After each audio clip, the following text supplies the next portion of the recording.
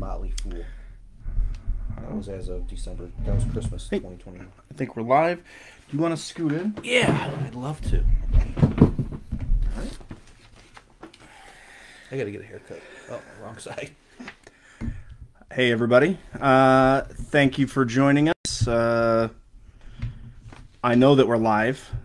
Went back and watched a number of these, and the first minute or so of our AMAs is usually asking, are we live? We know we're live now. Yeah. So, thanks for joining if you're here live. We know we usually get a lot of people coming in and out throughout the live event. And then, obviously, you can find us on YouTube and in the Facebook community where the finished product will be posted when we're done. Mm-hmm. So, as usual, Carlos and I are going to spend about an hour here answering questions. Certainly, if you have a question that you want to type in the comments, throw it in live. We'll address that. We encourage it.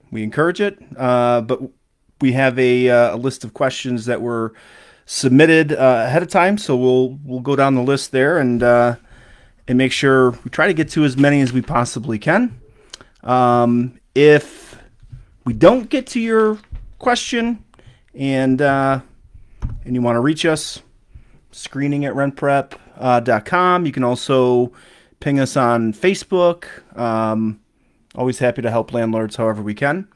So, all right, without further ado, Carlos Hennings, our business development manager here at RentPrep, take us through what the questions are of the day. Did you want to do quick small talk or no, how things going?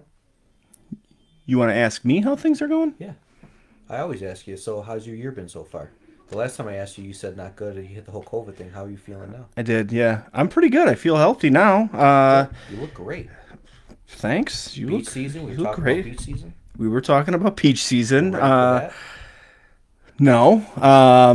It's still pretty terrible weather. So up here in the Northeast. So hopefully it starts getting a little bit warmer and start running outside. Yeah, we're getting a snowstorm on Friday. We're gonna get hit hard. So just everybody should know that. All right. Well, I know some of the questions. I took a quick glance, and some of them were relating to snow and cold weather. So you want to segue into that? Perfect timing. Sure. Yeah.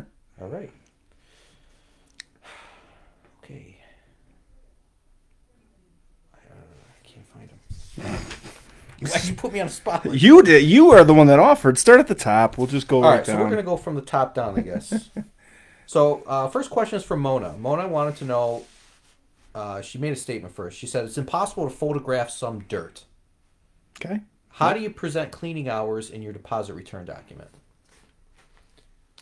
Okay. So let's talk first about photographing some dirt. Right. And if it's impossible to do it, that means it's probably not a lot there. Yeah, so normal wear and tear. Exactly.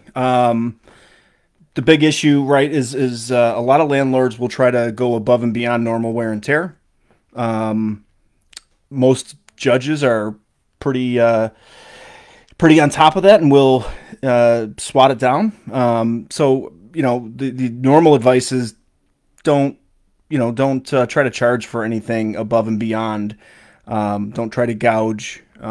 Which I know sometimes it may not feel like you're gouging necessarily, but be fair, be reasonable. Normal wear and tear. My instinct is if it doesn't show up on a photograph, it's probably doesn't fit the definition of beyond normal wear and tear. It's just a little bit of dirt, little turnover process. You got to just repaint, clean, whatever. If it's bad, then yeah, you're gonna want to. It should show up in photographs. And then the second part of that question was what? How do you document cleaning hours on for when you return the deposit? What do you think?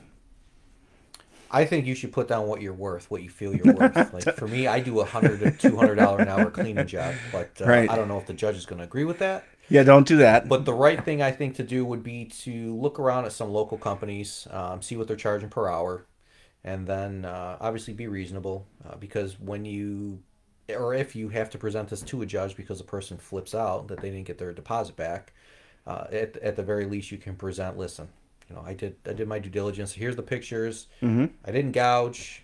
Here's some 3 local companies that were willing to charge me per hour, and this is where I came in. This is how I got my estimate. So I think it would be hard for a judge to rule against that. I agree. Yeah, if it's a company you're hiring, then you present the invoice. Yeah. It's easy. If you're doing it yourself, then yeah, it may not be a bad idea. Grab a estimate maybe. Yeah.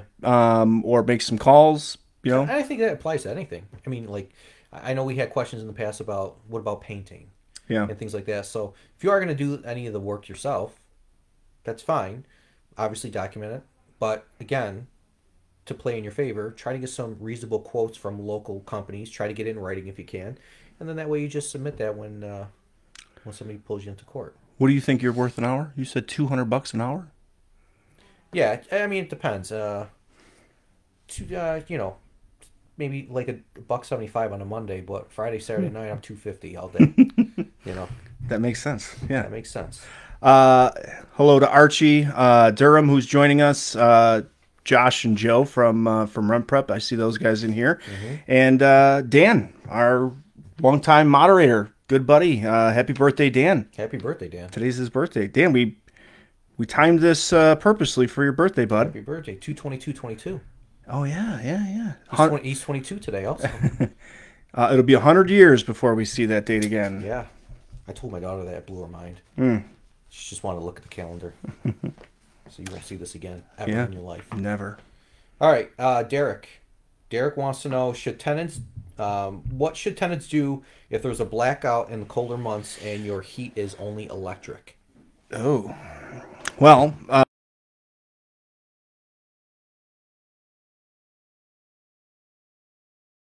in the winter months, you drive with the blankets in your car. Yes. Just in the event that you get stranded somewhere, snowstorm or whatever.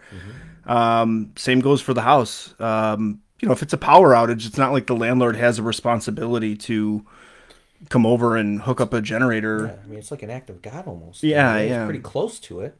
Yeah, there's not a whole lot you can do in that situation other than hunker down. I mean, you saw that, I think it was last year when it happened with Texas, right? Yep. Of all places, and people were wildly unprepared for that. Sure. I mean, I think another thing too, considering that, how long was the electric out for? I mean, we had an October storm here a few years back and put everybody out for 8 to 10 days. So in situations like that, no, at that time I was actually renting, and my landlord and I had a really good relationship, and he prorated me some of the rent, just kind of like hey man, I know you gutted it out, and so I mean it was nice, and because of that I actually signed another year on before I bought my house with this guy, because I knew he was going to take care of me. So a little bit goes a long way, I think. Yeah, I think so too. I mean, we've talked about this a lot too. Landlording is one part business, the other part being a good human, and depending on your relationship with tenants, if you've got a long-term tenant, you want to make sure they're well taken care of. Maybe they're elderly or something like that. Like, give them a call. How's it going? You okay? Yeah. If they check up on them. If they tell you I'm freezing, drop a blanket off. Be a good human. Right. Do what you can. Yeah, but I think in those situations, as far as your responsibilities as a landlord, not a whole lot you can do. It's not it's beyond your ability to turn the power back on. Just have to wait it out. We know that all too well. My power went out this weekend for no reason. It was a pretty decent weekend. Really? Yeah, the weather was decent. How long? Oh man, like it was one of those. You wake up and the alarm clock's flashing. Oh, so it was happening 12. when you slept. Yeah, but it didn't come back on till like maybe 2-3 o'clock in the afternoon. It was weird. What did you do? No without rhyme. any Wi-Fi. No rhyme or reason. Read books. Ran some errands. Felt it was like the 90s. I loved it. The 90s were a great year. Yeah. Acid wash jeans are my favorites. All right, go ahead. All right. I'm gonna segue into this now when it comes to colder days and things like that. So we had a question from Dave the Realtor. Sounds very official. It's from Realtor Dave, but Oh. I call him Dave the Realtor. I think it's better that way. Okay. All right. So Dave the Realtor asks, how do you handle fireplaces in a lease, especially wood burning?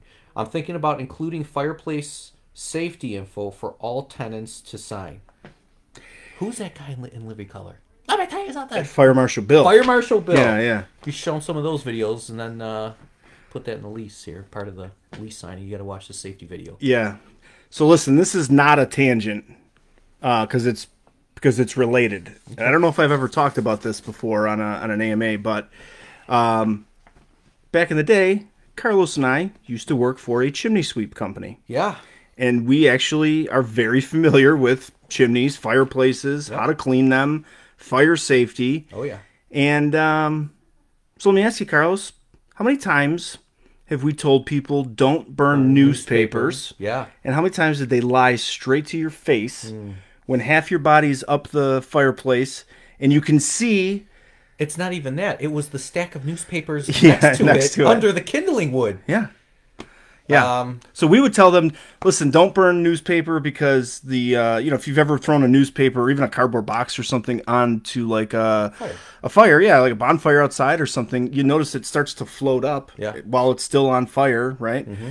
And so that's a huge cause of chimney fires is that would bounce off of the chimney walls, spark the creosote. And fire it up. Fire it up, right. Sound like a locomotive coming through your house. It'll definitely scare the bejesus out of you. Oh, yeah. But and also clean out the chimney the best way, too. It does clean the chimney. It's got to be controlled. The old schoolers used to do that. Oh, yeah. We used to do... the farmhouses and stuff like that. Yeah, we had some old schoolers that would do controlled burns, and that was they were right. I mean, it cleaned it out. I went right back down to the brick, but that is not the way to do it. No. Not unless you have the fire department on standby. Right. But we also have seen our fair share of, chimney fires that don't end well. It's not controlled. They've got to rip the chimney off the house if you're lucky enough that it stays in the chimney and doesn't spread through the house. Yeah.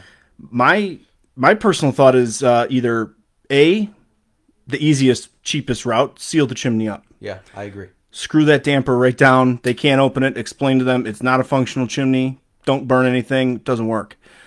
Option B, I don't know if you're going to love this one or not. But option B, I would say convert it to a set of gas logs. It's cheap, couple $100. Yeah. Pretty easy to do yourself. Mm-hmm. A lot of fireplaces have a gas starter already built into the fireplace and into the firebox. So, there's not a lot of construction or anything, none at all. You're just taking out the existing starter pipe, plugging in a set of gas logs. Problem solved. They just got to learn how to light it. Problem solved. Just go through with them and explain. You can't leave the damper closed because of carbon monoxide. Yeah. Put a little safety clip on the damper so it can't close all the way. Right. But again, it depends on how accommodating you want to be, and is the fireplace a feature that somebody wanted to rent out the place because of that? Yeah. So in that case, it's tough to take it away from them. But I would say. Convert to a gas log, and I think if you're going to do that, you need to at the very least have a chimney cap on top, not one that seals it off, but something that prevents the moisture from coming down. Because if you're not going to, the worst thing you can do is not use a fireplace if you have one in place because of the mildew, the mold. Yep. So if you're not going to have continuous use, make sure you have a chimney cap on top. It's got like a covering. It's got the grates on the side so that the monoxide still come out if you do the gas logs or whatever you're burning. Wait, no. If the gas logs, it's like burning. It's clean. It's clean burning. It's clean burning. So you can shut your damper off and then boom, not cap the top, but because you definitely want some airflow in there. Yeah, but I would say not that this is going to come as a shock to anybody that would be watching this, but people do really dumb things. Yeah, and I've seen people burn beds. They're like, I don't know why we're getting all this smoke in the house and it smells funny. I said, well, let's go take a look, and I'm literally seeing wooden beds that have veneer on them. Yeah. That we're using. We just use that because I figured why throw it out? It's still wood, right? Yep. I'm like, are you nuts? Yep. We've seen school year ends, kids burning textbooks, mail. Oh, that was a big one. Just throw the mail in there. And again, these are like the number one. Yeah, Tops ads. Yeah, everything. Yeah, supermarket ads. I mean, they threw out garbage. I remember the one lady used to throw garbage. Yeah. I would find yogurt cups. Yeah. Yep. Until I said, you can't be doing this. I'm not doing that. Yeah. There you are. You liar. People would lie right to our face. Yeah. So and these aren't our tenants. We're trying to do them a favor and keep them alive. I wouldn't rely on fireplace safety. No, I wouldn't either. Don't even if you were to talk about getting insurance, like mandating renters insurance. Still, man, I don't think it's worth it. Yeah. Seal it off. If it's a multi-family, I almost feel like you've got a responsibility to protect the other people in the building from a catastrophic house fire. Yeah. If you are going to go the fire safety route, I would say find a really good company in your area that can come out, do an inspection, and explain to them, hey, I want to have somebody walk through some fire safety. They should be well equipped to do that. Sure. But then what I would do is I would make them sign off on everything. Sign off on an acknowledgement that they've received the fire safety, that they assume any responsibility if something goes wrong. I mean, I think Carla hit the nail right on the head. So yeah, Carla, she's like, we get it, guys. So no live fireplaces. We get it. We just want to make sure you really get it. You get it. It's dangerous for Carla, sure. if you get it, give me a thumbs up. I'm just kidding, Carla. All right, we'll move on. We're moving on. Passionate about it. We've seen crazy stuff. Sure. People do weird stuff. Do you remember the time? No, I'm only kidding. I'm kidding, Carla. Relax. It's okay. All right. So we'll go to a Carla question. I don't know if this is the same Carla, but we'll see here. Carla wants to know, pets not trained and or left alone all day when working. Am I not able to charge or increase the rent? I had a buddy of mine that just had an apartment. He apartment complex. He had the dog come in. They're pet friendly. And somebody complained the first week, and the property manager said, listen, you either control the dog or you guys have to leave. Yeah. And they put one of them zapper collars on the dog. And then a camera to monitor it. So Yep. So in our form bundle on RentPrep, there is, believe it or not, a notice of excessive barking. Included in our form bundle, there's all kinds of weird stuff that you wouldn't think a landlord needs until you're a landlord that needs it, right? Right. Notice of cooking odors, notice of excessive barking for dogs. So, I would start with that documented. You want to document it, that you're acknowledging that there's an issue and, start to address it that way. I don't think that there's any, unless it's written in the lease, which I can't imagine that it is, but there's like no penalty to increase your rent because your dog's annoying. I think it's more like your story of like, listen, if you can't control the dog, you can't stay here. It's a noise ordinance thing. Yeah, how does that apply towards babies? Like a baby crying? Yeah. So there's all kinds of rules. A landlord's responsibility is to provide habitable property. There's noise ordinances, like you said. There's nuisance abatement ordinances. There's habitable enjoyability or something along those lines. There's all kinds of remedies that you can take, but I would say, again, documented. Hey, this is an issue. Hey, your dog doesn't stop barking the entire day. Maybe put that in the lease too. Yeah, if you have a pet friendly lease, just put maybe a little disclosure in there. Listen, if we get complaints or this and that, Yeah. I mean, you gotta word it the right way, Carla. So yeah, if you ever want to charge extra, not that I'm saying I would recommend it, because I don't think that solves the issue, right? No, it doesn't solve the issue at all. But I think if anything, it'll give the tenant more ammunition. Be like, dude, I pay extra. Yeah. If my dog wants to bark, he's gonna bark. Yeah. In order for you to be able to, you would have to write it in the lease and say, you're agreeing that if you receive so many complaints, then your rent goes up, and they agree to it and they sign it. That'd be the only way to do it. But there's no standard default. Your dog barked a week straight, and now we're charging you $50 extra a month. But it's not a bad idea to put in the lease, like you were mentioning, some sort of pet addendum, which again we have in the form bundle, but a pet addendum that says, you're going to take care of your dog and the dog's trained. Yeah. And what are your expectations as a landlord? Yeah. It's important that you put that in there, I think, and then that way, you can always refer back to that. Yeah. Ashley, if you're watching, and you could get hands on that bundle or that link, that'd be awesome. You can throw that in there. Yep. Hey, hello to Mona, who just joined us or jumped in here in the chat and says she sheetrocked over the fireplaces. Can't burn anything. Again, I would say unless you're listing the property and the fireplace as a feature, as a safety issue, Yeah. it's not a bad idea to eliminate the temptation. Shut it off. I've seen people put like those little candles in there too. Yeah, or Like some candles. stuff it full of insulation so you can't, the cold air doesn't creep down in either. Yeah. Okay. How about now? This one came up actually more than once, but we're going to credit Deborah for this one. So Deborah wanted to know: can she require a vaccine to live at one of her properties? Yeah. So, form bundle is now available in the chat for free, guys. So thanks to Ashley, Josh, or Joe, whoever dropped it in there, or Dan could have dropped it in there. Yeah, we did a little homework on this. You had told me about it, and I said we want to make sure we give the right answer. Mm-hmm. So it sounds to me like it can be a condition of rental, meaning if you're at the application stage and selecting a tenant, Right. you can ask and you can request that they be vaccinated, especially if it's a owner occupied shared space, whatever. Mm-hmm.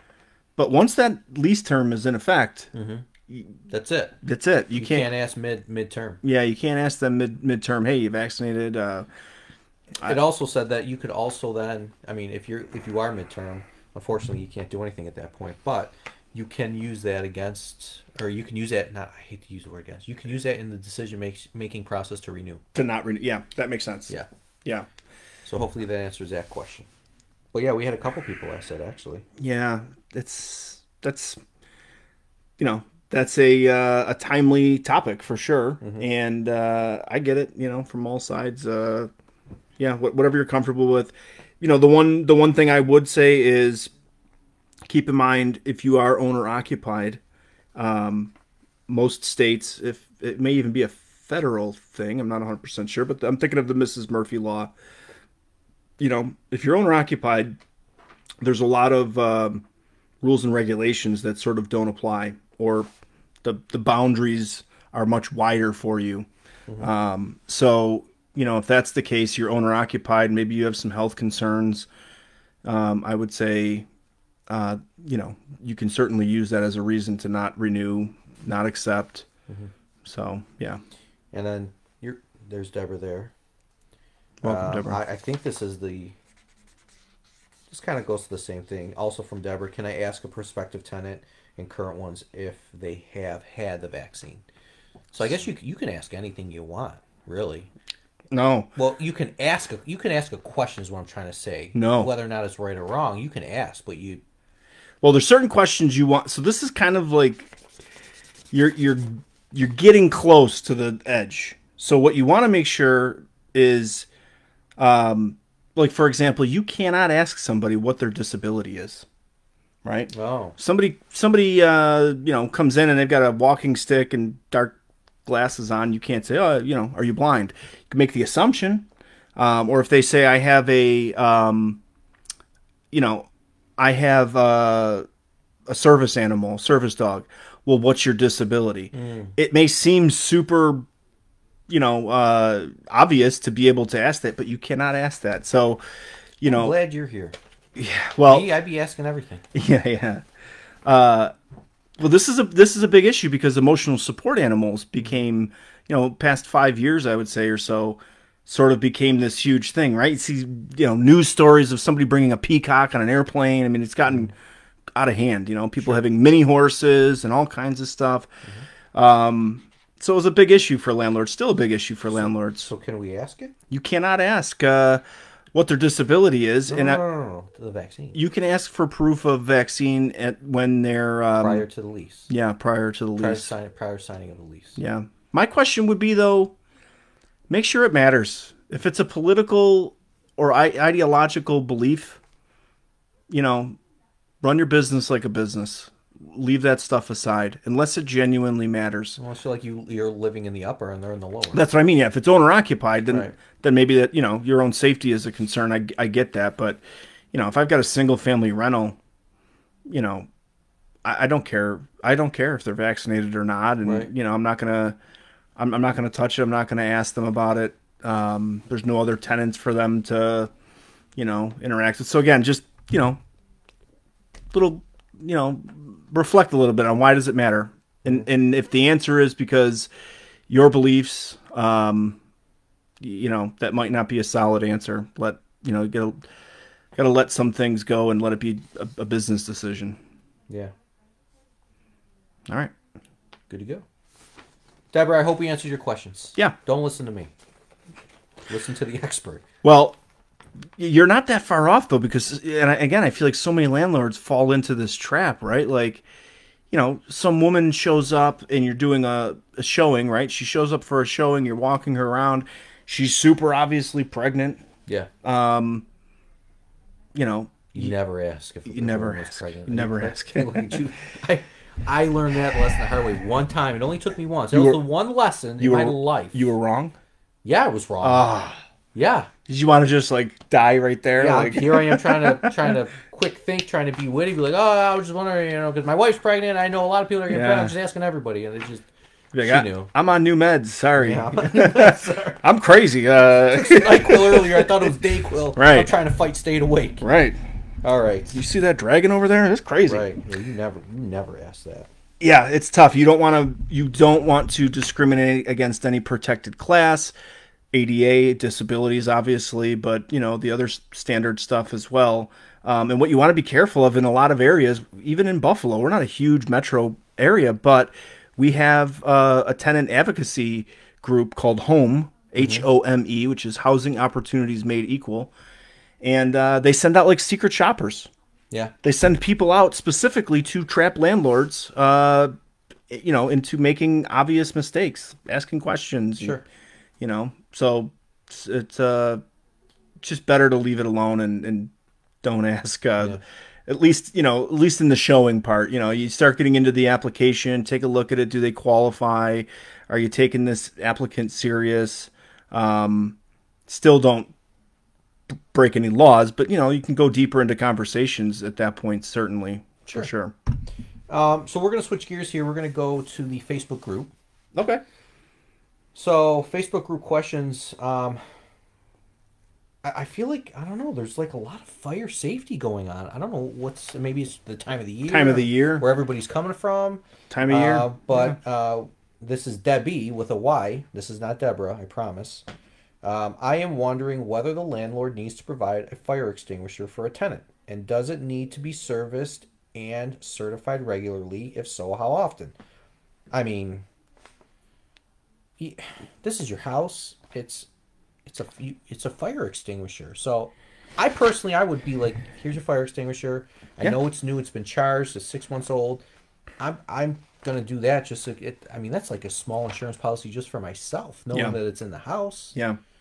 Is it called?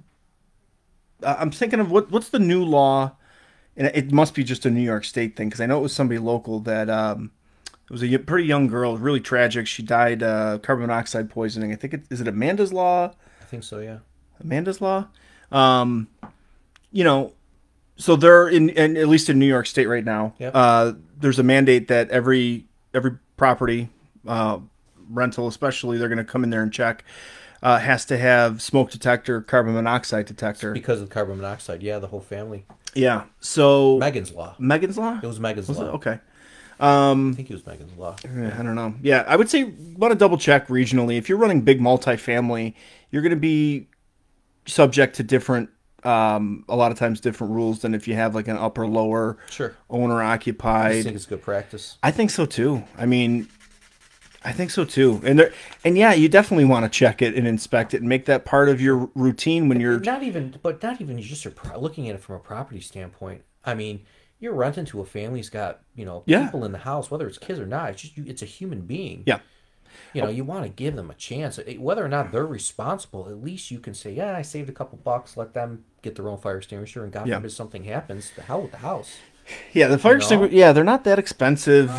They last a good amount of time. Yeah. I think they get you can look at them every 6 months, but they're good for a year if I'm not mistaken. There's a charge on it. Yeah. Again, I think it's a price of doing business. I think they last even longer than a year because we've been in our new building here for over a year. Yeah. And our fire code enforcement or whatever you want to call it, they are insane. Yeah, coming out here, we have to have a Knox box on the front door or front wall.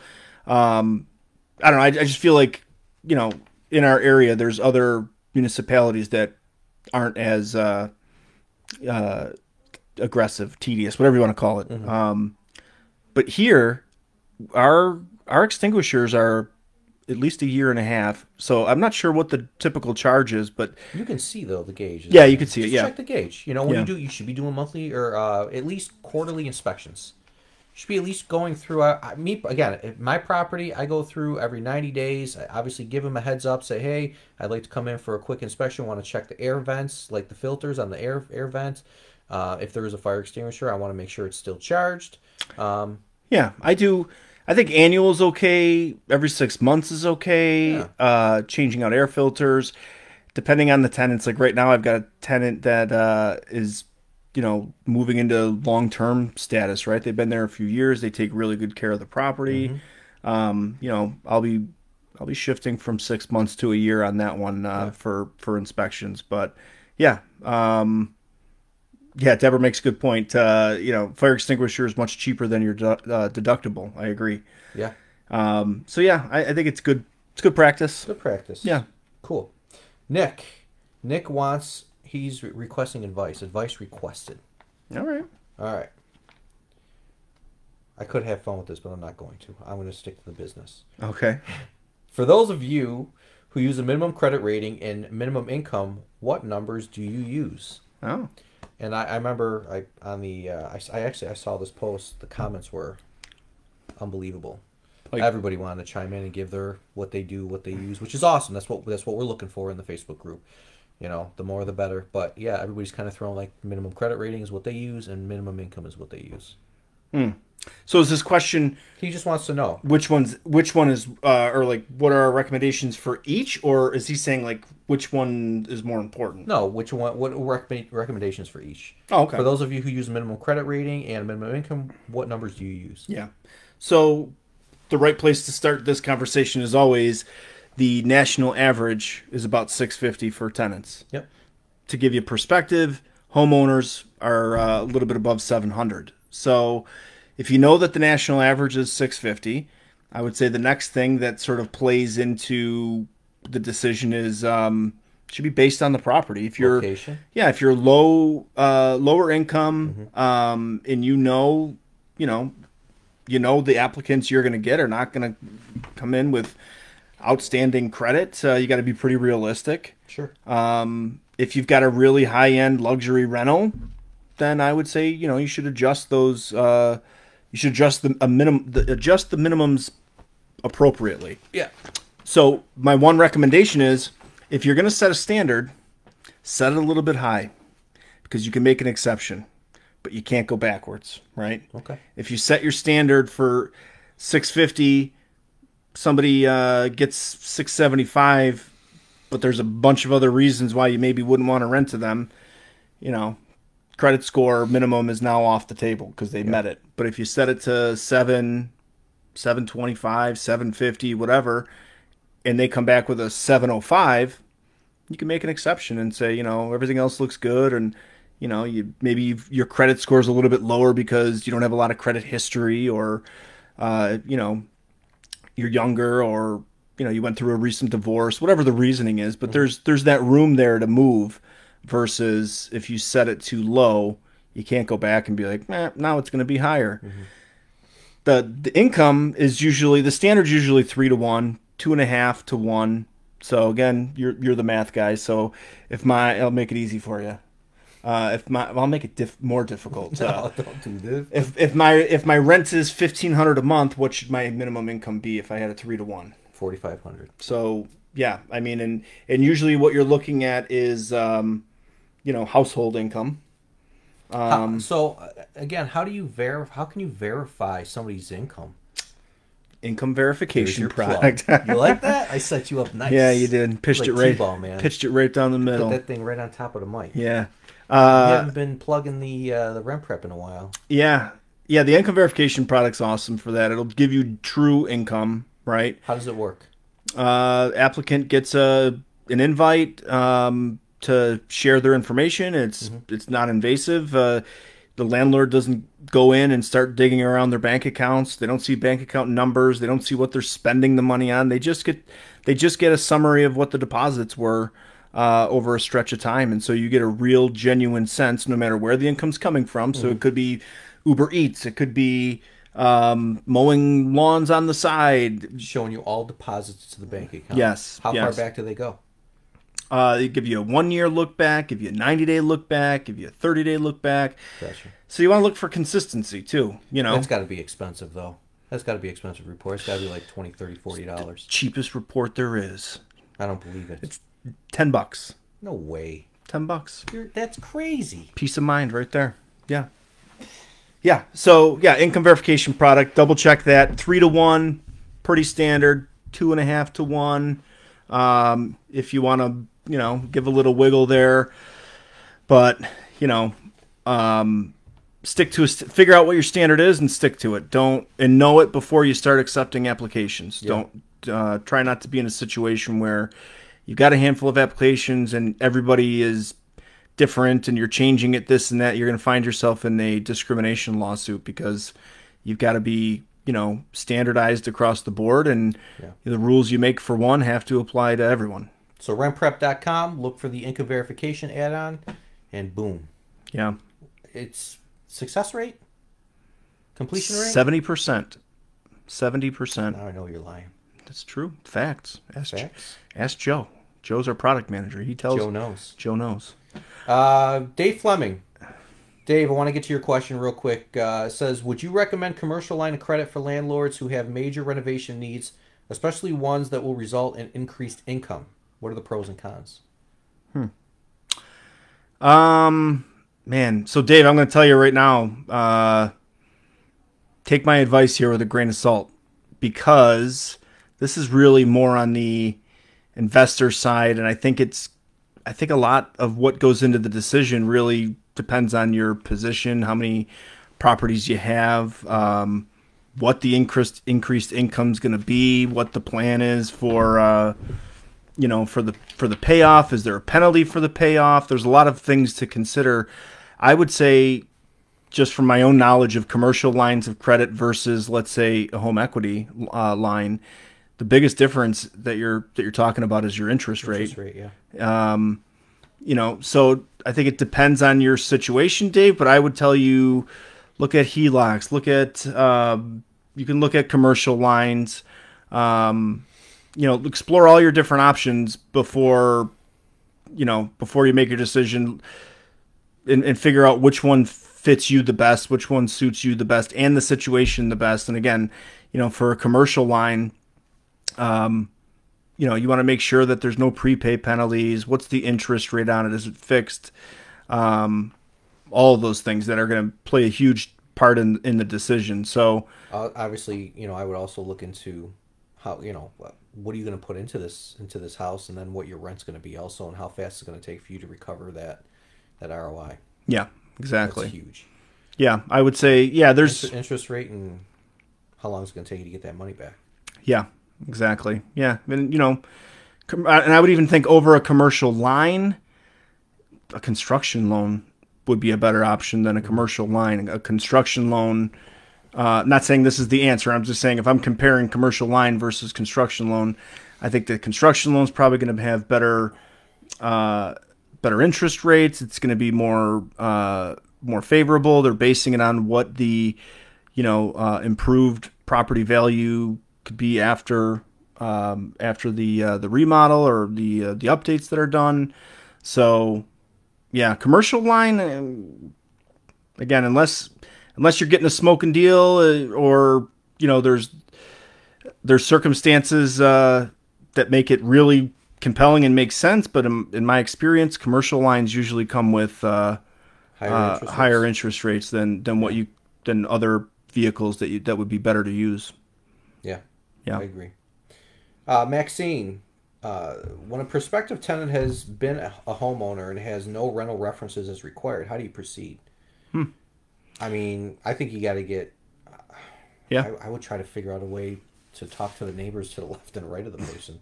Like, yo, Listen, What's the deal with this guy? I laugh and it might sound crazy, but I've talked to landlords over the years that require a home visit at their applicant's current resident. I mean, that's extreme, right? Like, so it might sound crazy to some of you to think like, I'm not going to go talk to somebody else's neighbors. Listen, some landlords go to that extreme. My opinion is like, why, my question would be why? Yeah. Right? Like, I think that the question is the question you would ask the applicant. yeah, right, right. What's going on here? Yeah. Maybe divorce, maybe career change, Yeah. and I'm done with the house is overrated, and Yeah. I want to live the bachelor life now in the high rise with the jacuzzi tub. And Yeah. Listen, you've been a homeowner for pretty close to 20 years Yeah. by now, right? Does the promise someday of like, hey, maybe I can get into like a really nice place where I don't have to maintain the property anymore? You know what I mean? Like, I don't even shovel the driveway anymore. I don't even care. right? Yeah. So it could be a totally reasonable, logical reason. Okay, so now let's go to the other side. Okay. What if it's a foreclosure, right? What if Yeah. it's financial reasons they lost the home? That has to be considered. So I would say, ask why. Yeah, what's going on? You can ask why. You can ask why. You can ask why. That's not crazy. That's a question you can ask. You can ask it. And we always say here, background checks are great conversation starters too. You see something, maybe they didn't disclose it, but you see on a credit report come back, all of a sudden there's this mortgage trade line, and then boom, it just stops. Yeah. What happened? Hey, I see you had a mortgage here. What'd you do? What'd you do? What'd you do? I wish Ashley can throw in there as we're doing it like that. What'd you do? The quick scene from that movie. What'd you do? And What'd then you flip do? right back to us. That'd be awesome. That's Tommy Boy when he Yeah. busts the car door. The car gas door. leak. They're all out of gas. Gotta get on the next one. The door falls. What'd you do? What'd you do? Yeah. Good conversation starters. Ask questions. What's going on? Get a good sense of what they're going through. My sister's trying to fill a rental property right now, and I'm trying to coach her along and helping her as much as I can. But that's been the biggest thing for her is she's not always comfortable talking to people and asking these kind of questions. Not that they're invasive, but you want to get a little bit lower than surface level too. Sure. What's going on? What's happening? We had a not a sidebar, kind of related, but she had a guy come in. Everything looked good. He was employed 5 years. She's in a good school district, so she has been getting it's a 2-bedroom. She's been getting a ton of applicants that have 8 kids. And I'm not exaggerating. One had 8 kids with another one on the way. And my sister's like, where are you going to put all these kids? It's crazy, This guy comes in, single guy, looks good on paper. Has been employed for a long time. He was a previous homeowner. He had some rental history after the home ownership. Mm-hmm. Everything looked good, right? Oddly enough, we do the background check, we do the credit check.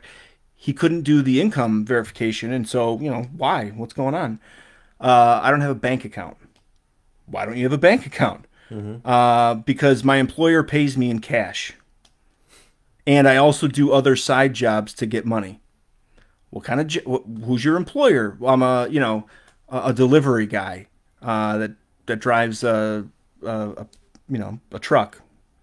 Nothing was adding up to me. This sounds insane. I can't imagine a delivery job that's not W-2. Maybe it's 1099. Either way, you've got a bank account to deposit the money in.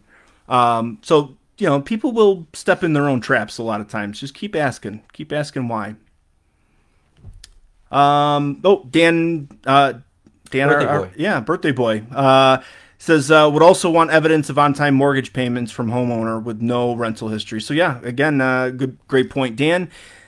That's easy because, mortgage payments are trade lines on a credit report. So unlike rentals, you could look at a credit report and see green check marks means they've paid on time, and red means they've been 30 days late or 60 or 90 days late. So yeah, you want to see good payment history. We talk about this a lot of times too, where you don't necessarily need to have perfect credit to be a good tenant. Prioritizing your bills is really important for people who have to juggle and manage finances. So, what are you prioritizing? Are you buying beer and smokes and paying for your Netflix account instead of paying for rent? Acid wash jeans. Acid wash jeans? Are you collecting, sneakers and acid wash jeans instead of paying your rent? I'm sorry I had to do this. Drink I don't water? have any gum. Oh, yeah. Yeah, we've been yelled at for gum snapping. Must be a New York thing. I'm sorry. I don't think we snapped our gum. I just chewed it obnoxiously. Next week I'm doing Big League Chew, just for the compliance department. Yeah, I like that. I miss it. Yeah. Big League Chew? Yeah, it was delicious. Yeah. In the little pouch, right? Yep. Little baseball guy. I'm gonna put a plug in like you've never seen before. Like on Sandlot when they all get sick. Yeah. Yeah, It's I gonna like be that. That was a great scene. Again, it'd be great if Ashley could throw that in real quick. And then we go into the next question. Cut to scenes. Just the barf. Yeah, barf scene. yeah. All right. Got about another 15 minutes or so. What about what's going on with RentPrep? Is there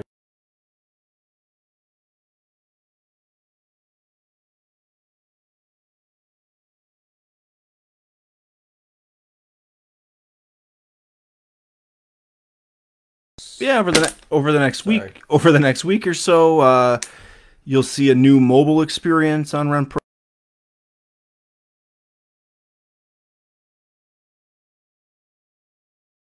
Depending on the device you're on, it's going to be perfectly sized. nice? I know it's annoying. You're on a website and it's not exactly mobile friendly. You're scrolling around trying to find stuff.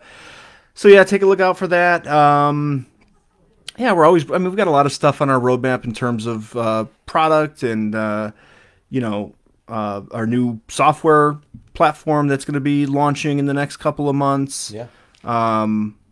There's always good stuff going on. Are we going to be anywhere? Are we doing any tours? You and me? I know we gotta hit California. We gotta hit Florida. We got clients in both areas that have been requesting our presence. Yeah. We've sort of, gone over the curve. It seems where conferences are back in person. Yeah. So get a lot of that stuff. If any of you guys in the Facebook group are going to conferences, Real estate investor groups. Yeah, real estate investor Anything groups. like that, let us know. Let us know. I agree. Yeah. Maybe we'll fly out. Yeah. Road trip, drive out. I don't know if I could last that long in a car. That's a long road trip. 6 hours is my max. 6 for you, huh? Yeah. That's like from here to no. You can make it to New York City from here, right? Yeah, in 6 hours. Yeah. 6 hours? 6.5. Yeah. I got you. Okay. Any podcasts you're being featured in or anything? Always different podcasts. Wicked Smart. Rod Keefe. I don't remember the name of the podcast. Check out our LinkedIn, RentPrep LinkedIn page. I know we post all the podcast features on there. I'm on a new one coming out pretty soon that I'm pretty excited about called The Dirt. Not the TV. It's a great movie. Not the movie with Tommy Lee. Oh my god. And Motley Crue. I've not seen it yet. I told you I would watch. For like 2 I know. months. I told you I'd watch it. It's in my queue. If anybody right now has not seen that movie and you like Motley Crue or you used to listen to Motley Crue, you used to have acid jeans on, you gotta see this movie. Bleach blonde hair. Yeah. So no, this is not related to Motley Crue. It just happens to be called The Dirt. Gotcha. And that was a fun podcast to do. I'm excited. April 12th, I think that one launches. So cool. Yeah. That'll be exciting. Yeah. Good stuff. Stuff to listen to on a road trip. Sure. We met a guy. Remember that? At the last real estate meeting. Oh yeah. He's like, I listen to you guys all the time, and we go on road trips, and all we do is listen to RentPrep podcasts. Yeah. It's kind of cool. It is cool. You got a fan. It's kind of weird. I got to be honest. Like swim fan. I hope not like swim fan. It is kind of weird to hear that sometimes where somebody's like, I drove 6 hours and just listened to your podcast. I feel like I know you. He asked me, he's like, do you think it'd be cool if you took a picture with me? I'm like, that's weird. You don't want to do that, man. You take a picture with me, though. He has to take a picture with me? Yeah. And you blocked for me? Yeah, I took it instead. Thanks, man. I appreciate it. I'm like, he's weird like that, but I'll take one with you. And he's like, all right. I want you to play it up like I'm like actually famous. Yeah. I like that. Yeah. Next time he goes up to you, I'll just kind of swat him. Yeah. Whoa, back up. Yeah. Come on. 5 feet. Come on. 5 feet. Come on. All right. Quick, few more questions here. Let's get Tom here. There's the question I was looking for. No, it's not. Ugh. All right, I'm sorry. Snow related? Yeah, there was one snow. I thought I had it in here. Oh, it's right here, Clara. I'll ask Clara's, and then with Tom, I promise we'll get to you. So, Clara, we have a house in Denver, Colorado, in which we rent 4 rooms with a month-to-month rental agreement. The contract specifies that they must remove the snow. So the tenant removes the snow. Yeah. We have some belongings and room, and we go 3 to 4 times a year. Are the roommates responsible for removing the snow? In our case, that we rent rooms in the house we own, is it good to add umbrella insurance? Well, I mean, Yes, but the contract specifies that they're supposed to remove the snow. yeah, but I have an issue with that. If you're renting by the room, okay, and you have, let's say, 3, I think she said 3, but Yeah. if you have 3 rooms, you're renting by the room, each of them Are their own person. are their own, each of them have their own separate lease agreements. It's not like all 3 were like, all right, guys, time to shovel. Let's all go. Right. Yeah. Right, or it's not like somebody saying like, well, I did 1/3 of the sidewalk, now you do your third, and then you do your third. Awesome.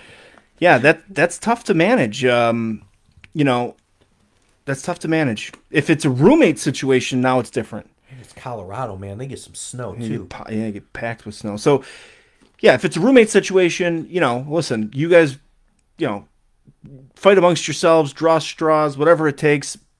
Bottom line is the lease agreement states that the snow needs to be shoveled. Yeah. Whoever does it, I don't care as long as it gets done. That's a roommate situation, or a typical tenant situation even. But if you've got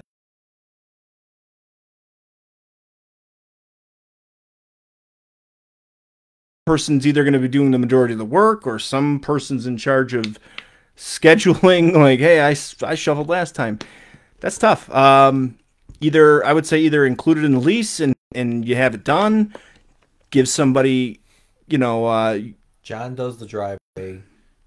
Larry does the sidewalk, and Mo does the staircase. where's Curly? Yeah, You went right down the line, and then I John. started out with John, Mo, and I Curly, went right yeah. into the Stooges. I'm like, damn, I should have gone back. I was picking. What's crazy is I wonder if we were thinking the same thing. When I was picturing 3 people trying to figure out how to shovel and who's responsible, in my mind I was thinking Three Stooges. Yeah, like just chaos. Like, Right. All right, so we do think the same. Yeah, so maybe make an arrangement with Curly or Mo, one of the guys, one of the people, one of the room, the people who are renting the room. Hey, if you want to be responsible for snow removal, I'll deduct $25, $50 off of your monthly rent. That to me seems like it's more likely to get done, and it's more likely to happen and be manageable. Mm-hmm. So if they're each renting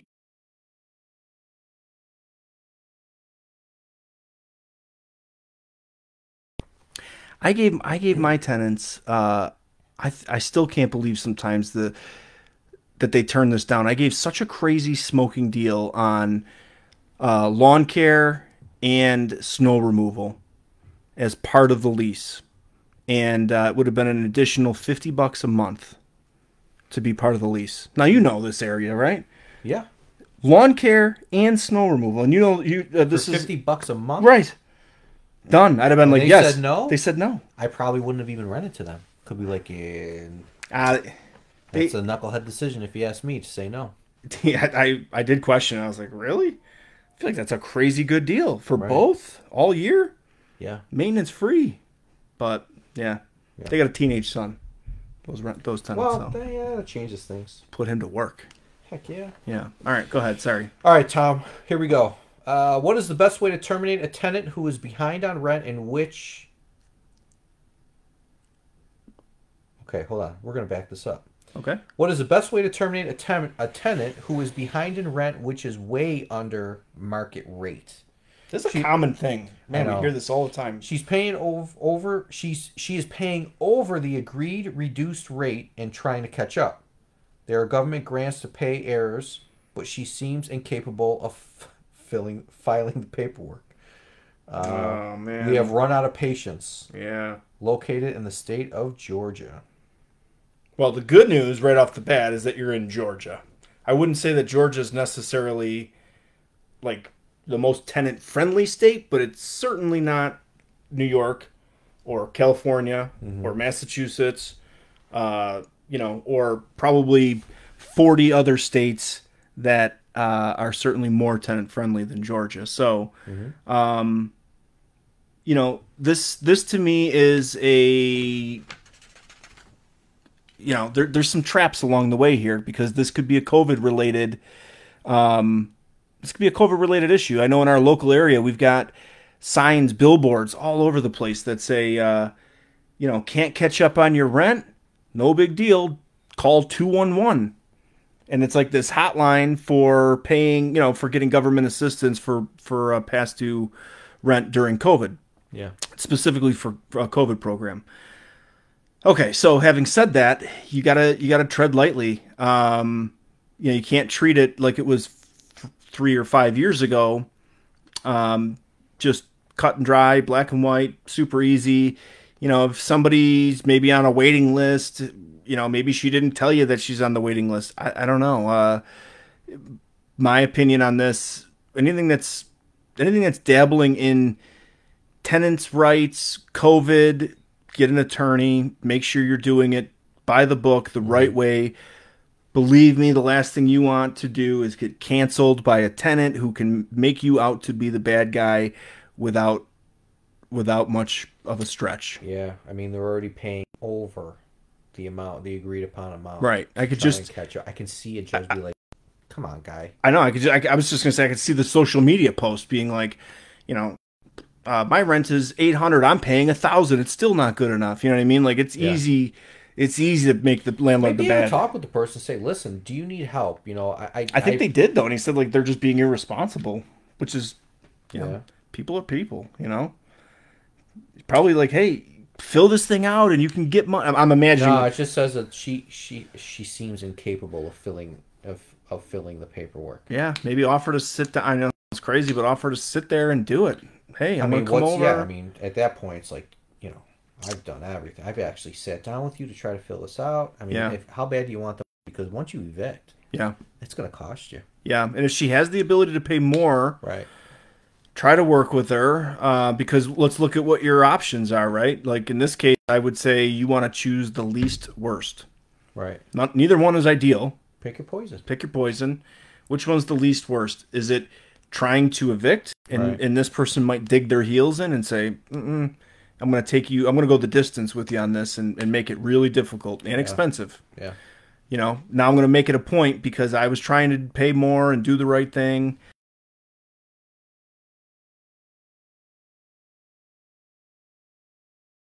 Which one's going to be the least worst option for you? And maybe going over there and saying, listen, let's sit down at the table and fill this thing out, sign it. I'll mail it. Like, got to get you going here. Yeah, Carla helped hers out. They were happy. Yeah. I bet you both were happy. Yeah, right. Yeah, getting back Carla was paid. happy. Your tenant was happy. Yeah. Yeah. And at that point, then if you lose patience because they're just not doing their part, then I totally understand. But I talk to a lot of landlords that, and I get it. That is really probably the most frustrating thing is when you feel like they're capable of helping themselves. Mm-hmm. You're encouraging them. You need them to. Yeah. You're offering, and they're just not doing it. And I hate to say like it's laziness. Maybe it is, but that's where the extreme frustration starts to set in. Sometimes is when you're just like, what is happening? Like, take 10 minutes and do this, and it just seems insane that they're not. It's not a priority to them. They feel like they're already fulfilling their obligation by paying more. Mm-hmm. But yeah, you got to pick your poison there. For me, it's like Taco Bell or KFC. Which one's going to give you a heart attack? Like, I don't know about heart attack. I'd rather have a Taco Bell. Give me something else. Bubble guts. Bubble guts. Yeah, I get you. What would you pick? Taco Bell. I can't do the. Don't get me wrong. I love KFC, but oh man, the breaded chicken. Something about it just crushes me every time. I can't do it. Yeah. Yeah. Hurts me. All right. Well, I mean, you want to keep going? You want to talk about something else? We got a couple minutes left here. Let's do one more. I Want to feel do like one more? yeah, I feel like yeah, got Okay. some momentum. What are you looking for? What I mean, do you have a preference in mind or something that you're trying to answer? Is there anything that you've been hearing a lot of?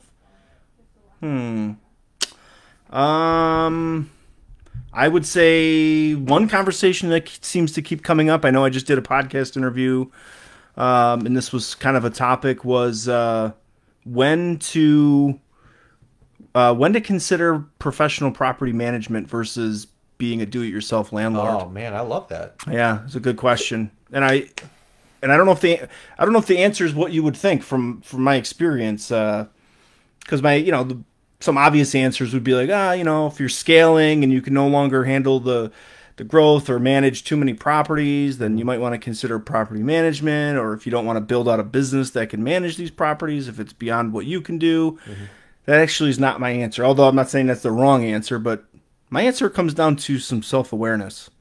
Because I feel like I've seen this so many times with a lot of landlords that they go into it with the best intentions. They have in their mind, I'm going to be this type of landlord. I'm going to work with this person, this, that, or whatever. And then all of a sudden, like, reality sets in, right? Or they have their first situation with some friction. What do you do in that moment? Mm-hmm. It reminds me of like in the Marines in boot camp, right? Some of the toughest guys you knew. What happened when they went into the gas chamber? Oh, they were the first guys to be praying to the gods. Freaking out. Yeah, you're wrestling them, trying to keep them in. They just panic, right? They just hit the panic button. I feel like landlords have this tolerance threshold. I got this threshold. I got this mentality, and sometimes they don't. They walk into the gas chamber and they freak out. Yeah, they get slammed into the wall. Yeah. And I've seen I would say the scariest thing for a landlord is you start making foolish mistakes or emotionally driven mistakes or saying things that are emotionally driven. And I've seen a lot of landlords, make problems worse or create problems because of this, because they either don't have the self-awareness to say, like, I'm not good at this, or I need to work on this, that, or whatever. So my answer is a little bit different there. I would say, like, it comes down to, taking a real honest look at, are you good at what you do? Can you do it? Can you be a landlord? Not everybody's cut out to be a landlord. You can own properties, though. You can own properties. It's a great investment. You could be an investor.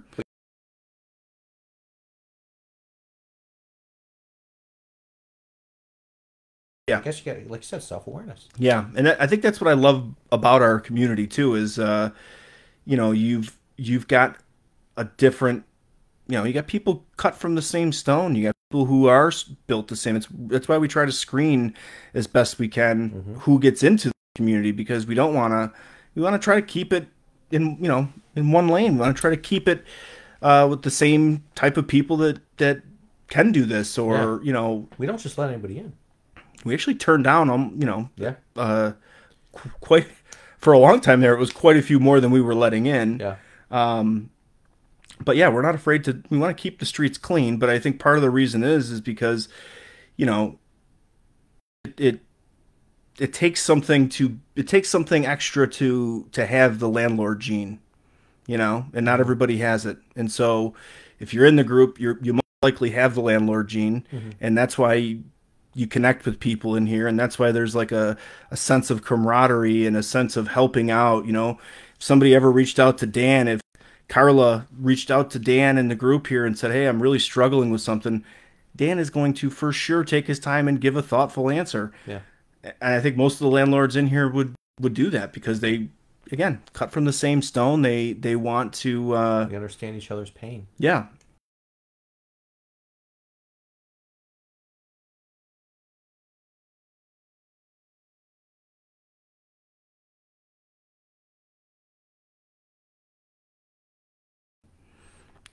I don't know if Dan would remember this. This is kind of going way back a few years ago. We had somebody in the Facebook group. They're no longer in the Facebook group, but Man, they just took everything super personal, real emotional, and they did crazy landlord stuff like dumped garbage, found out where the tenants moved to, went to their new house, rented a dump truck, put all the garbage from the rental property that they abandoned, dumped it on the front lawn of their new property.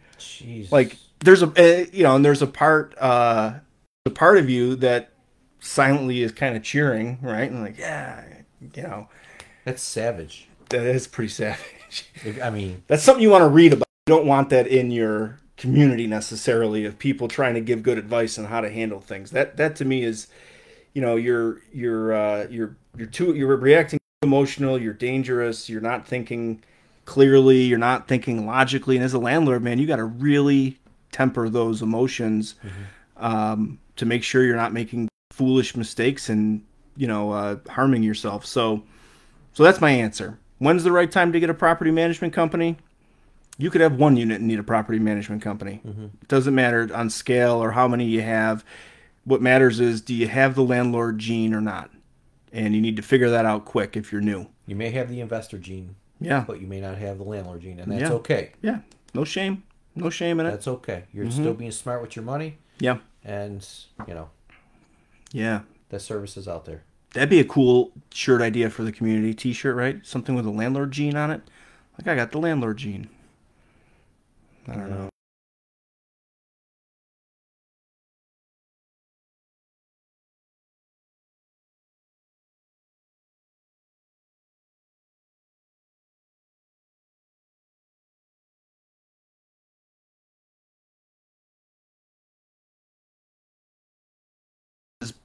One of the unsung heroes of the community, and really is part of what makes it what it is, and such a great place for landlords. So, any of you landlords out there, be good to your moderators. Drop Dan a note. Tell him thank you for what he does to make this community what it is. So we appreciate Dan. Carla, thanks for all the questions. Yeah. And I think that's it, man. Are we going to sign off? What's your official sign off? Do you have one? Smell you later? That doesn't feel right. I feel like you should come up with your own official sign off. All right. I'll think about that for next month. Okay. So that'll be my homework. All right. What's your official sign off? Coming at ya. I can kind of see, what was Tim the Two-Man Taylor, the Al? It was like a salute, right? Yeah, two-finger salute. I like that. Did the point. All right. I like to say, like, happy landlording. Stop. Stay safe, landlords. No. No. Don't get too emotional, landlords. Stop crying, landlords. Quit your belly aching. Toughen up, landlords. Quit crying. I'll give you something to cry about. Yeah. I don't know. If you guys have a good sign off, I know we asked about this before. Throw it in the comments. Yeah. I'll give it a whirl. Give it a whirl. It's got to be landlord related, Yeah. We tried doing this with the coffee mugs. It didn't happen. It didn't happen. No. Right. I know one kind of exciting thing before we sign off. Just want to mention this real quick. Pretty soon, Daylight savings time. that too. Also, RentPrep is freshening up our branding. So the website will look a little bit different. We'll freshen up the Facebook community. Yep. New logo. Stay in the gas chamber, landlords. That's great. Dan. Oh, there it is. Yeah. I love it. Yeah, that's awesome. Yeah. That was probably the worst part of boot camp. The gas chamber? Yeah, I remember the platoon next to me, the drill instructor had all of them bring their razors out. And Oh no. you sit in platoon, Fresh shaves to go in dry there? shaved everybody, Oh, it and then burns. send them in. These poor guys. Oh, Burns so bad. yeah, that was something. That was pretty intense. Yeah, that's And, another story, just real quick too, with the signing off here, with the snow and the shoveling. I remember the one time I was when I was in infantry school there, and right before we picked up, we were in what's called forming. You're waiting for the next platoon to pick up for your training. So in the meantime, you just do working parties, right? Mm-hmm. And we got stuck because it was during, I think it was like Memorial Day weekend. So I got stuck in Foreman for like 3 weeks waiting for a platoon to pick up. I did 3 weeks of working parties. Well, I remember this one working party. They sent us out to dig a drainage ditch. Literally digging ditches. Literally digging a drainage ditch. That sounds like the Marines. And there was a squad of us. I think there was like 13 or 14 of us. And honest to God, half of us got metal shovels and the other half got snow shovels. They gave us plastic snow shovels. And I remember the first guy hit the ground, and I mean, I knew immediately, what are you doing? Yeah, I was just saying, it chipped the whole front end. It looked like teeth. As I say, a lot of the Southern guys were probably like, "What? This is like a toy shovel?" Yeah. Like, they wouldn't know what it was. Yeah. So they made us with the metal shovels hold the dirt. And the guys with the snow shovels get the beat up dirt, the soft dirt now, and we're throwing it over shoulders at 8 hours. They purposely make things difficult. Like, remember how you used to have to wash the floors in boot camp? You'd take your towel that you just got done. Yeah, you get issued 2 towels. Yeah. And for the whole week. Yeah. And one of those 2 towels is your floor cleaning towel. You would take it, wrap it around each hand. Yeah. So it's like this, and then you would go on the ground. Yeah. And push. Yes. And I thought, why can't we have mops? Right. Why can't we just mop the floor like normal people? Yeah. You got to use the towel. I only have 2. Yeah, that sounds like the Marines. You know what? Landlording is a lot like the games you play in the Marines. I feel like sometimes dealing with tenants and stuff. Sometimes I can see that. There might be a connection there. Just doing the hard way for some reason. Like, why are you doing it this way? Yeah, Dan, you might be onto something, Dan. Stay in the gas chamber, landlords. Yeah, I feel like that. Dan's onto something. We got to think that one through. Yeah. But there is some parallel for sure. Yeah. Like the stuff that landlords deal with. It's a lot like the crazy nonsense you sometimes deal with in the Marines too. Joe Brothers, I love it. Landlords, you are the lord of your land. I like that. Yeah. Yeah. Thanks for stopping in, Joe, and everybody else. And like I said, keep an eye out for a little facelift from RentPrep. New logo. As soon as we get the new logo, it's going to be similar, so don't worry. Yeah. But we'll get some new swag out there. Make sure the community gets their hands on it first. Maybe some new face masks and. We don't wear masks no more. Yeah, but we had the face masks before the pandemic. This was That's like a weird. You're just wearing face masks before the pandemic. Well, it was who does that? It was a very. It's called an armed robbery. It was a very versatile bandana. So you could use it as a bandana. It was like like a sock. I don't know what you call them, but bandana. You can stretch it down over your neck, pull it up for a face mask. So we'll get that kind of stuff. New swag, shirts, mugs, whatever you. If you guys have any specific requests, let us know. But yeah. All right. Okay. Well, that works. Peace out, landlords. Like high five. Peace out, landlords. Peace out, landlords. Yeah. Thanks for joining us. See you guys next time. You got it. All right. Success.